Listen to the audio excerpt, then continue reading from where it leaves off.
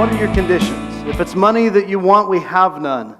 What we do have is a particular set of skills obtained over a long career, skills that make us a nightmare for people like you who hold our family hostage. Signed, the Ducks. And this started a little bit of a photo battle. And so I sent a picture to Mr. Seymour.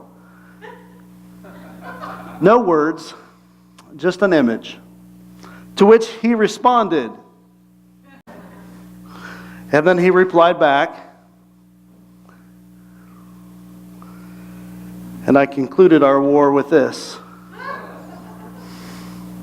We had a little fun with that.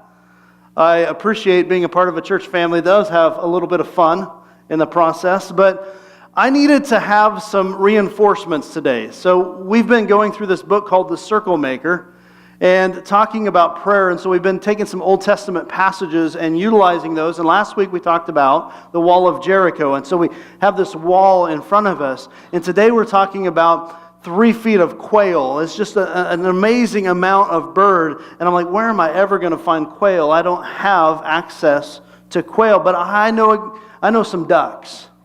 Now, these ducks came with a condition. Okay, and as I was praying at first service, I happened to look down at the ducks, and I realized that they have a nice little tattoo of the Connection logo on them. But man, somebody took a lot of time to make that happen. But it also kind of teaches me, I guess, about keeping my eyes open when I pray, to notice things like that. Now, here's the condition that these ducks came with. So each of these ducks you can adopt today. $1 takes 1 duck. $10 takes a dozen ducks. And we're using them to raise money for the youth summer events. And so if you want to take a duck with you today, we just ask that you donate $1. And Tim Chris, the same guy that greets you when you come in, he's the one guy around here in a suit jacket. He happens to be back here in the corner. He's going to take any contributions that you want to give to the Duck Fund. It's some crazy, wacky thing that's just like sporadically come up. And when you take these ducks, I want you to place them someplace really odd for a couple of reasons. Number one, somebody's going to walk in and go, why do you have a duck there? And you can explain to them, I have a duck there because of our youth ministry, and we're helping them get to their summer activities. And when you look at the duck, you can remember, oh yeah, I'm supposed to pray for our kids. Right? And so if you would like to help out with that, we just invite you to come on up after the service, grab whatever ducks you want, see Tim, he'll take your donation, and we'll make that happen. So today we're talking about an infestation of a different kind of bird, and it's going to be in Numbers chapter 11. Numbers chapter 11, this is page 119 if you want to follow along in the Bibles that we provide. 119 Numbers chapter 11.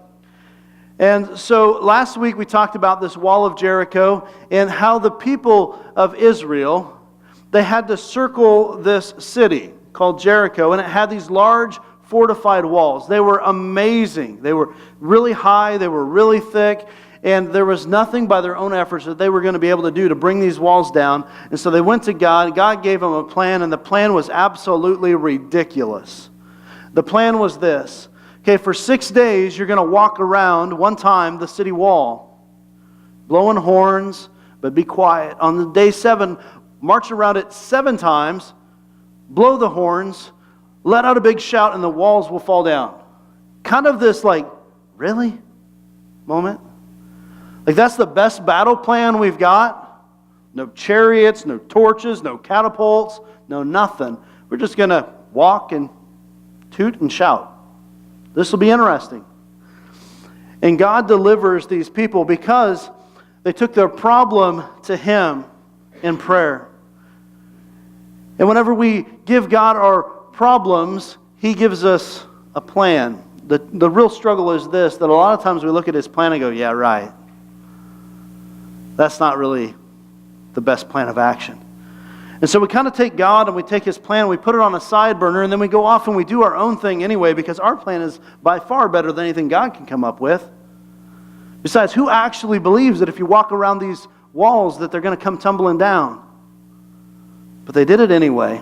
And when they were obedient to follow God's crazy plan, He actually delivered the people of Jericho into their hands. The walls came down and they went in and they got the victory.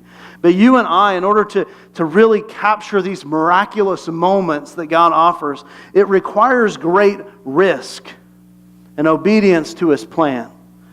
And when we take great risks, when we have bold faith, it oftentimes means that we're going to look quite foolish. Just like Joshua, going out to tell all of his troops, hey guys, by the way, put your swords away, we're just going to walk, and the walls are going to fall. It's going to be awesome. Right? That had to look really, really foolish. How foolish would the Israelites have looked? Day 7, trumpets blow, walls are still standing. That would have been really foolish. They're not the only guys. The Bible is full of these kind of real stories. Stories about a guy in the desert building a boat for a flood that he's never seen. How many people were coming up and go, dude, what are you building? Oh, I'm building a boat. Moses, the water is that way a lot. Why are you building it here? That's huge risk, right? Huge risk when this shepherd boy came to bring lunch to his brothers. And there's this 9-foot tall behemoth of a man out on the battlefield mocking the Israelites. And he goes out there without any armor on and just a little slingshot to face this giant. He looked pretty silly. Not near as silly as the king of Israel who was hiding in the background behind this little boy. But in those moments of huge risk, when they took the time to circle the city, the walls came down. When Noah stepped out in faith to build a boat and the waters came, his family was delivered.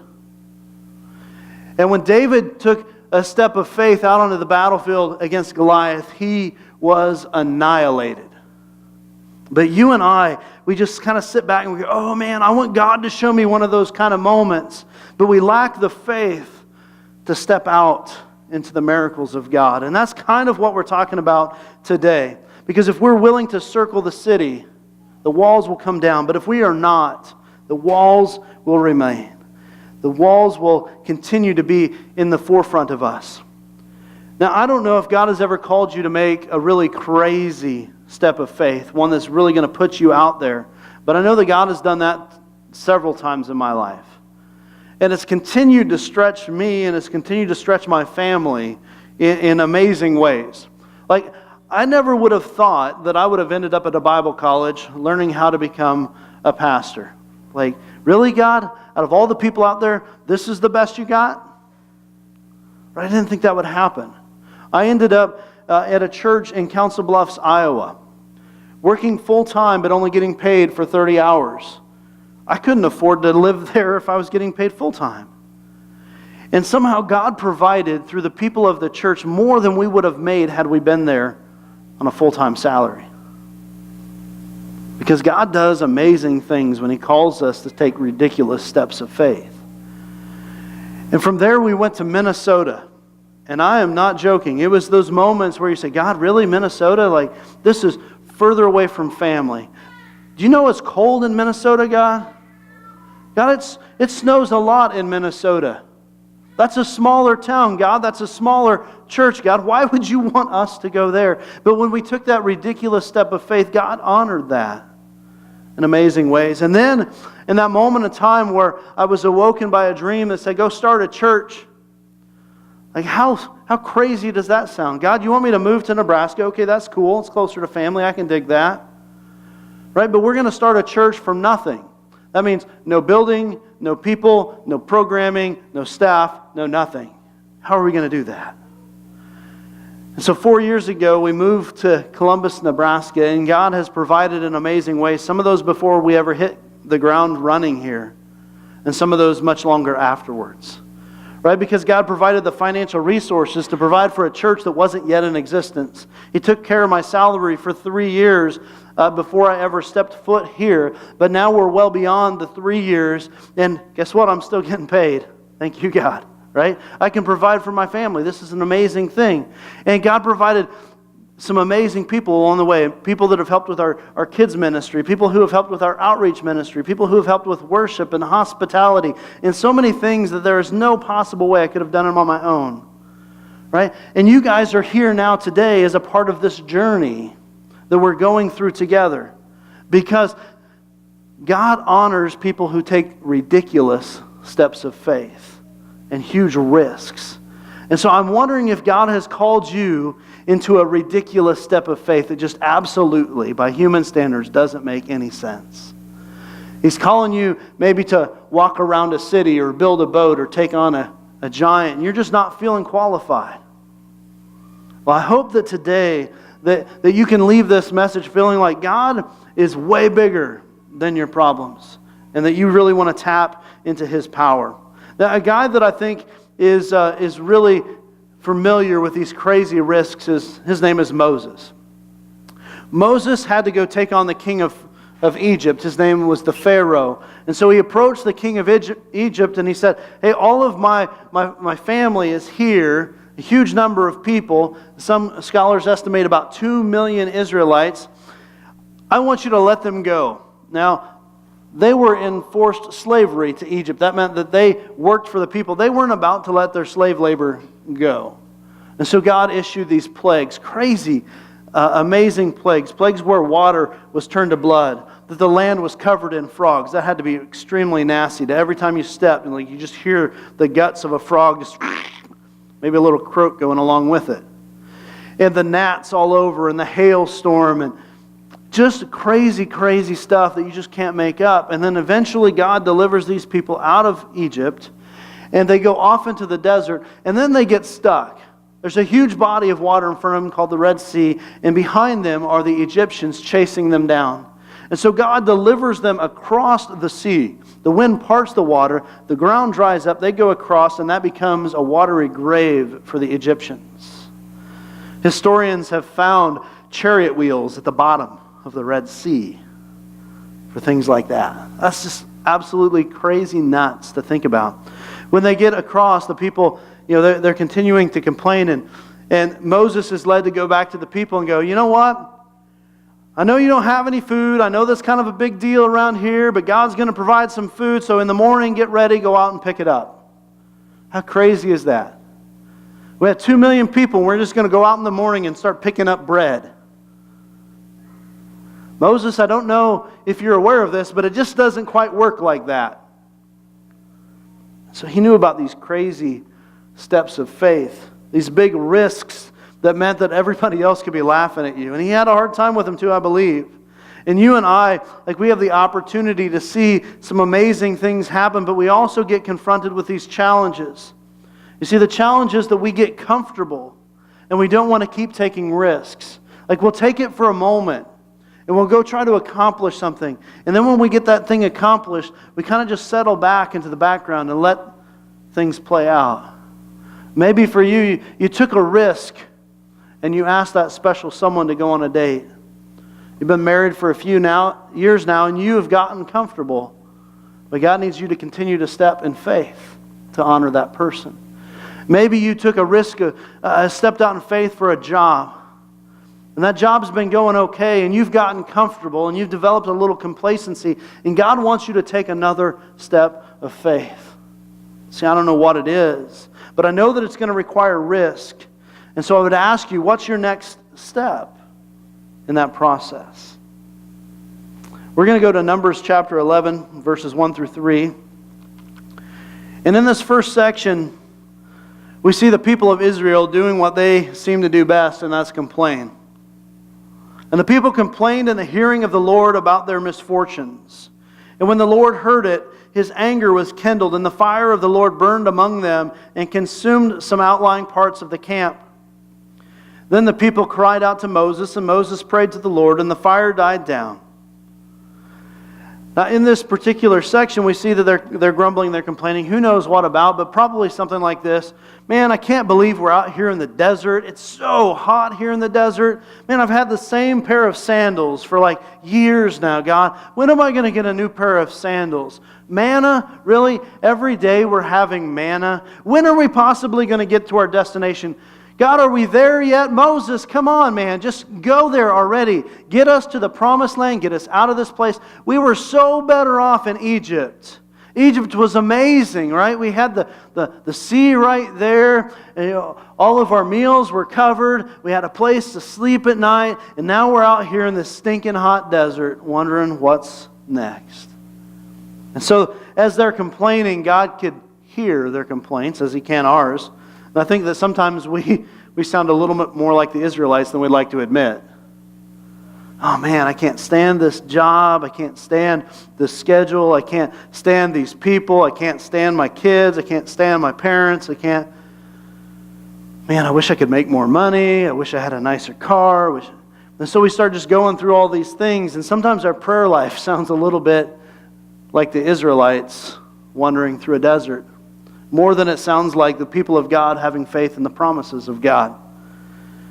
And so God sends a fire down to get their attention. I think fire tends to do that. We see things on fire, and we could leave the church today, and we could drive across the community, and if we saw some smoke, we would want to, by nature, go over and see what the smoke is about. Anybody ever done that? I don't know. I just want to be nosy. I want to know what's going down over there. I see smoke signals, and I need to know if somebody's trying to communicate to me. And so we go and we check it out. So the outskirts of their camp is on fire. God's getting their attention. And so the people, they go back to Moses. They complain to Moses. Moses shoots up prayer signals to God. Right? God calms down the fire. The fire is meant not just to get their attention, but to refine them, to give them clarity, to give them purpose. Like, hey guys, knock it off. I see what you're doing. Kind of like when you're in the kitchen making supper, the kids are in the other room, you know they're doing something they shouldn't, so you kind of do something to get their attention, right? You want to know that they're there. If your kids are young enough, you can do fun things. Like we used to convince the kids that we had surveillance systems in the house. You really freak some kids out that way. It's awesome. But sometimes just saying like, hey, I know what you're doing. And I think God, sometimes He sends these fires in our life. And you wonder why bad things happen. And bad things happen for lots of reasons. But is it possible that God sometimes allows bad things to happen because He's simply trying to get our attention? He's trying to say, just knock it off, right? Stop doing that. That is meaningless. That is ridiculous. Just focus on me. I've got you this far. I'll get you to the next level. Just focus. Guys, focus on me. If you've ever been a leader of any kind, you have felt these kind of moments. Whether you're a parent or a teacher or a business owner, a line manager, if you've been a leader of any kind, you have felt these kind of tensions. Like, guys, just focus. Just give me the attention. I'll get you to the next level. So God sends that. And it takes like almost no time, at least as we see it in Scripture, because by the time we get to verse 4, it's kind of started up again. And in verse 4 it says this, now the rabble that were among them, some scholars would say that this was actually the non-Israelite people that were traveling with them. I don't know if that's true or not true, but I do know that there was a group of people that were going with them that were causing some issues. And it says that they had a strong craving. They were lusting after. They were desiring something more. And the people of Israel also wept again and said, oh, that we had meat to eat. We remember the fish that we ate in Egypt that cost us nothing. The cucumbers, the melons, the leeks, the onions, the garlic. But now our strength has died up. There is nothing at all but this manna to look at. You see, in the face of this miracle of God, when they had absolutely no food, instead of celebrating what God had provided for them, they were complaining about what they didn't have. Maybe that sounds a little bit about like supper last night. Oh, we're having this again? Oh, I don't want that. I like it better when you make this. Yeah, it can get a little obnoxious. And these people, man, who could blame them? All they had was manna. Can you imagine this? I mean, my wife does meal planning at our house. And so usually on the weekend, she'll plan out that next week. And then she does her grocery shopping based upon the meal plan. It's ingenious. And she does an awesome job with it. But can you imagine, like, what are we going to have for breakfast tomorrow? Oh, I got it. Manna. Let's do manna. What are we going to have for lunch? Kids, what do you want us to pack in your school lunch? Can you make me some manna? Oh, man. Supper time. I'm just starving. What are we going to have, Mom? What are we going to have? Oh, manna. Simplicity at its finest, right? Oh, but the variety. Tonight we're going to grill out the manna. All right, guys, we're baking some manna tonight. Fried manna. I'm from the South. I'm all over that. Fried up. Oh, but you could make it in so many different ways, right? We're gonna bake a loaf of manna. Woo! Happy birthday, manna cake. Oh, you want some manna coffee with your manna scone? It's going to be delish. Right? I have no doubt I'd be craving some bacon. Give me a pork chop, a piece of steak, beef burrito, something. And so they're complaining again to God. Complaining about all the things that don't go right.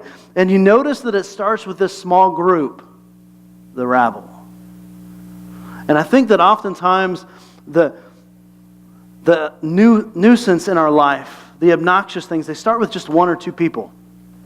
They just kind of start complaining. And so they find somebody else and they start bending their ear and they complain to them. And now you got two people on fire and the two people are like, oh man, who am I going to tell about this? And so they go start telling two more people. And so this is multiplying 4, 8, 16, 32, 64, right? I'm not going to keep going because it's going to test my mind really quick.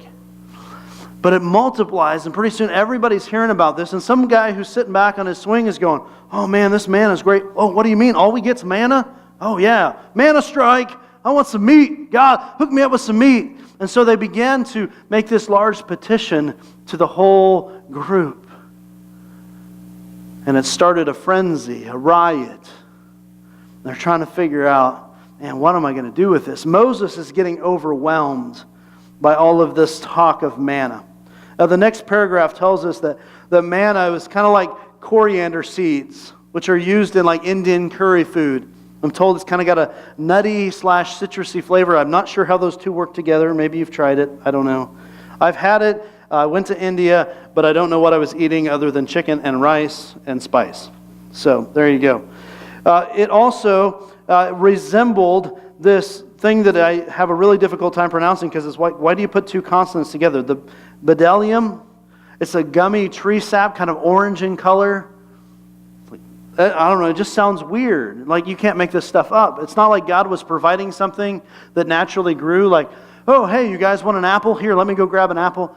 Oh, hey, all of a sudden now you have lots of apples that are there for you every day. It's not a thing that they're familiar with. It's a brand new thing. And after they're done wandering through the wilderness and the manna is they no longer have manna. And now that's why they're describing it to the people who are coming generations later. Like, God gave them manna, this is what it looked like. I kind of appreciate the definition given in Exodus where it says it was like this honey wafer. Like, I can do honey. I like honey. And I can do a wafer, and that makes sense. I know what a wafer and what a honey is, and so we can do that. We can make that happen. And so they go through this process of explaining everything, and the Israelites are complaining about one miracle after just getting served up another. And it's kind of like you and I. God does something great in our life, and it lasts for a while. And depending on the miracle, sometimes it lasts longer than others. Right? We celebrate new life coming into our family. We celebrate maybe a new marriage. And man, God, you are doing some amazing things, and we really appreciate that. And then it kind of fades, right? That kid starts dirtying their diaper. It's not as fun as it used to be. Right? They start crying at night, and you have to get up. And it's not as fun as it used to be. And the marriage, like you realize at some point in that situation, you married somebody who's a sinner, and they're kind of obnoxious, and they're kind of feeling the same way about you. And the glory kind of fades a little bit, and you begin to search out your next fix, right? And some of us, that next fix is it's the next meal. Man, I can't wait till I get some of whatever that food is. Right? It's that next job, it's that next thrill, it's that next high. And we're looking for that next thing from God. God, just hook me up. Well, we can look back at our past, and we can do one of two things. I think that one of the things that we can do is we can look back on our past and go, oh, you remember that time when we did that thing? Oh, that was so great. I wish we could just go back to that time. Like, remember when we were first married and everything was like just, it was perfect. We were all lovey-dovey. We had no money. We had no house. We had debt. That was awesome. Right? Because we fixate on the joys that happen in those moments. And we wish we could just go back and live there. We wish we could just go back to Egypt. You know, the place where the fish, they were free. We weren't, but the fish were. Right? We wish that we could just go back and have all of those veggies. You know, when we were sweating it out, making bricks, that was a lot of fun. We just fixate on the benefits. Or we can look back and we can go, oh, remember when God, He brought us out of Egypt? Remember when God, like the Egyptians were chasing us down, we thought we were dead, and God just, boop, water open, go through. You remember that time? You remember that time, like we got to the other side and we're like, okay, what are we going to eat now? And God just He brought manna. Woo! That was awesome. The time the water it wasn't fit to drink, and Moses just threw a log in there and suddenly, woo, we can drink this water. It's like Brita. And so we're thinking through this process and we go, wow, I had a problem and God solved it. I had a problem and God solved it. I had a problem and God solved it. You know what that does? That means that I can live in the present and go, oh man, I've got a problem. But guess what? I believe God's going to solve it. But the other option is, oh, I've got a problem. Man, I wish I could just go back to this time when things were so much more simple and I didn't have that problem. God, why do I have to deal with this problem? I just want to go back here and do this thing. You see the dilemma that causes? And so when we have these passionate lusts, these desires, this gluttony, the coveting of other things and other stuff, and we bring that to God in our whiny little childish tones, we distress our leaders, right? The bosses, the teachers, the line workers, our pastors, our politicians, like they're all just like, oh man, God, what have you done to me? I can't believe all these people. Like, they just keep whining. They just keep giving me their stuff. And, oh, I've just had it up to here, God. And you see, that's what Moses does in verse 10. You would think he goes to God in prayer, and he kind of does, but it kind of looks more like Moses is just fed up. Like, these people they're just driving me nuts. Why do I have to care for them? They're not mine. I didn't birth them. I didn't bring them into this world. And yet here I am, got to lead all these people, and all they want is more, more, more, and they want to complain, complain, complain. And so, God, if this is the best you've got for me, just kill me now. God, I am done. Anybody ever been done before? I'm fed up. Throwing in the towel. Get me out of this place. And God hears the cry of Moses, and He has mercy on him in a couple of different ways. In verses 16 through 20, we see, number one, that God provides for Moses a group of leaders, 70 men, who are able to help him lead, so he doesn't have to shoulder it alone.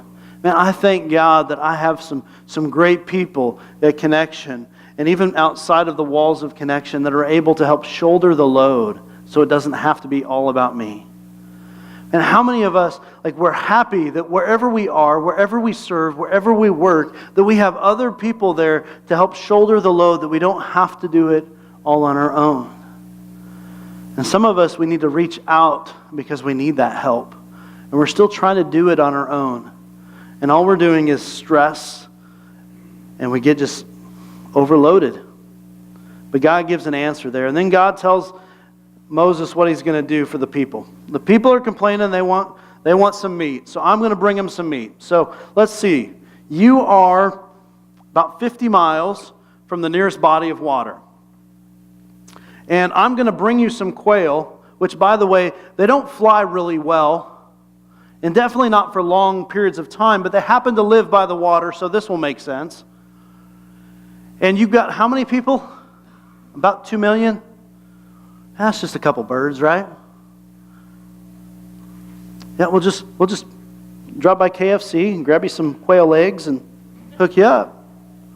And it just doesn't work that way.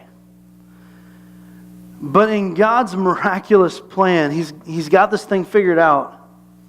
And He tells Moses a little bit of information.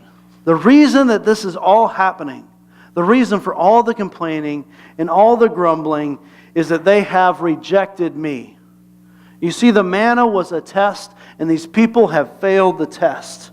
Manna wasn't enough. I'm not enough. They always want more. How are we doing on that test? Do you find yourself always wanting more? Constantly complaining, nagging, bickering about what you don't have, or appreciating what you do have? See, the people were ungrateful. So Moses gets done with his prayer time with God. He gets the plan from God. And his response is this. He doesn't fixate on the answer. Like, okay, I'm going to take care of it. I'm going to provide some meat. I've got some leaders for you. His immediate thought is, okay, God, how are you going to do that? God, let me explain a little something for you. We have a lot of people. Quail don't live here. This is impossible. And so God asks him a question, and the question is basically this: is there any limit to my power?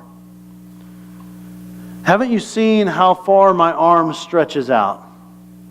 Let me remind you, Moses. Let's take a little trip down memory lane.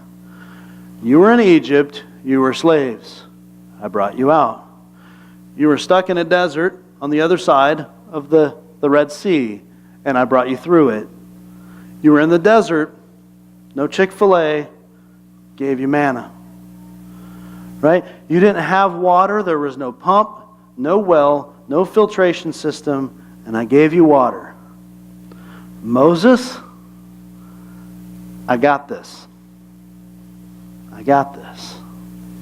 And so God does something completely amazing, but it's a blessing and a curse at the same time. He hears the prayers of the people, but then he wants them to know that he's tired of hearing their nagging and their complaining. And so he's like, okay, guys, I'm going to give you quail, but not just for a meal, and not just for a day, and not just for a week. I'm going to give you quail for a month, and I'm going to give you so much quail. I wish I'd have found a little picture of this, that it's coming out your nostrils. How cool would that be? God, if I could just have a ribeye. God, just bring me a little burrito.